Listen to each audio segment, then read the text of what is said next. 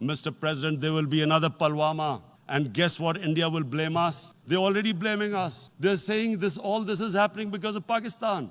There will be some incident in India somewhere down the line. Again, we will be blamed.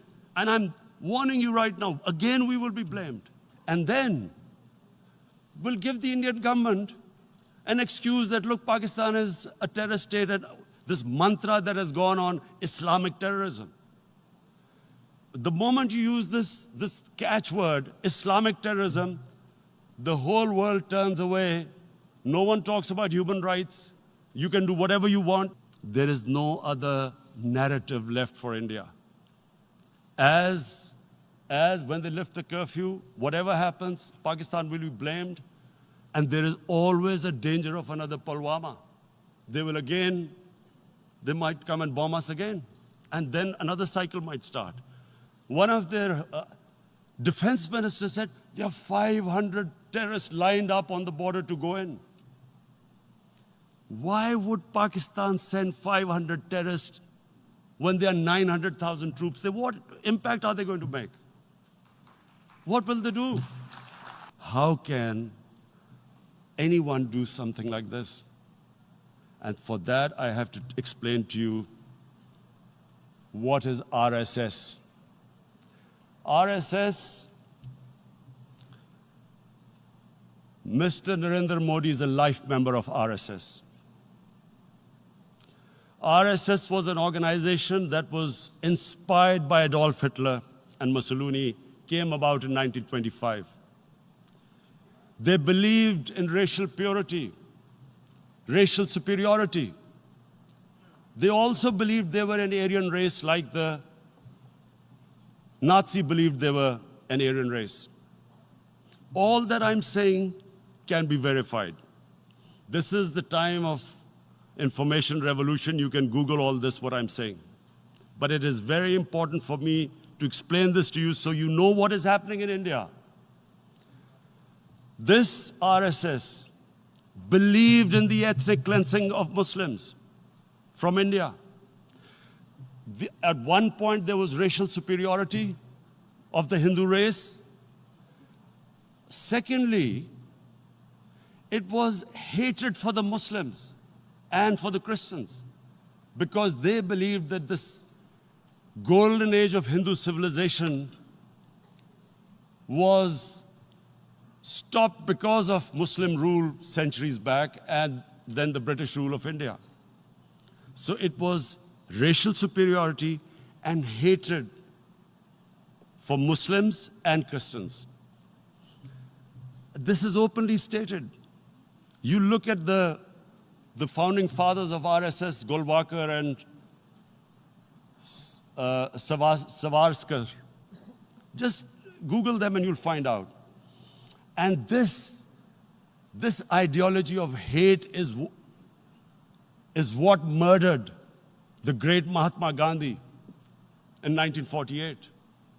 It was this ideology of hate that made Narendra Modi in 2002 do a pogrom against Muslims in Gujarat when he was the chief minister. He allowed 3 days for these RSS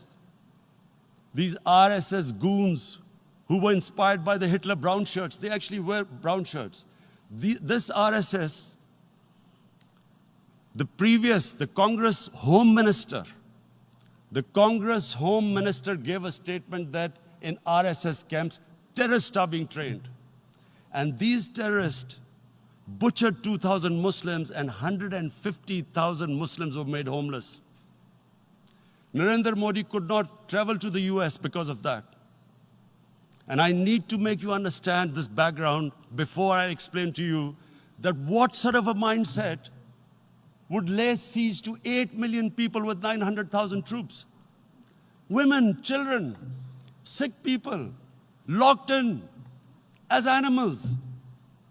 In fact, of what I know of England, if 8 million animals were locked in, the RSPCA would have made a lot of noise about it.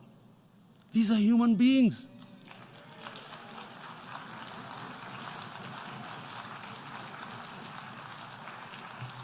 And then, will give the Indian government an excuse that, look, Pakistan is a terrorist state, and this mantra that has gone on, Islamic terrorism.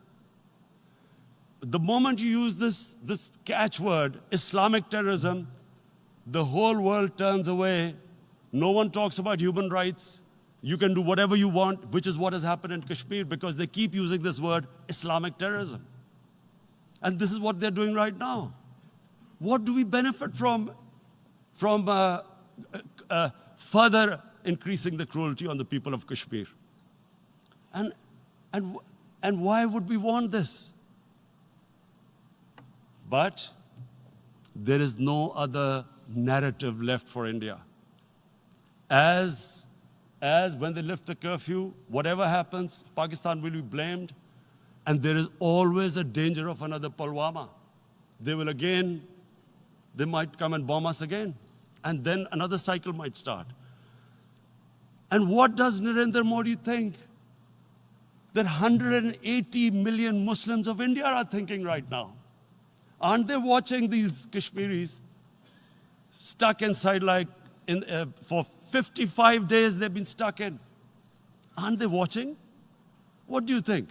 Don't you think that the Muslims will be radicalized in India? And I'm talking about 180 million people. And when they get radicalized, there will be some incident in India somewhere down the line.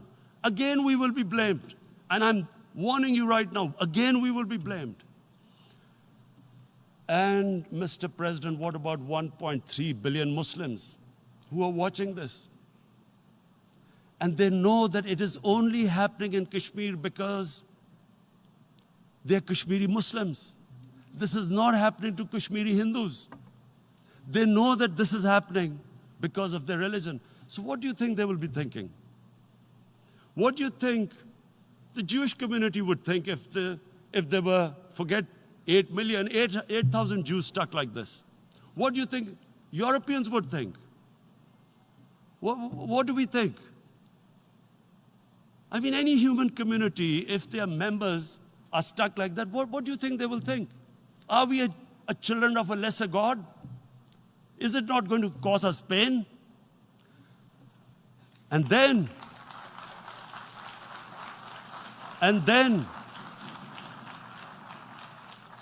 I'll tell you what will happen.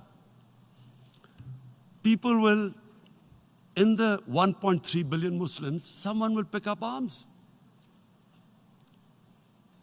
I know we've been brought up with films, Western films. This good, decent guy doesn't get justice.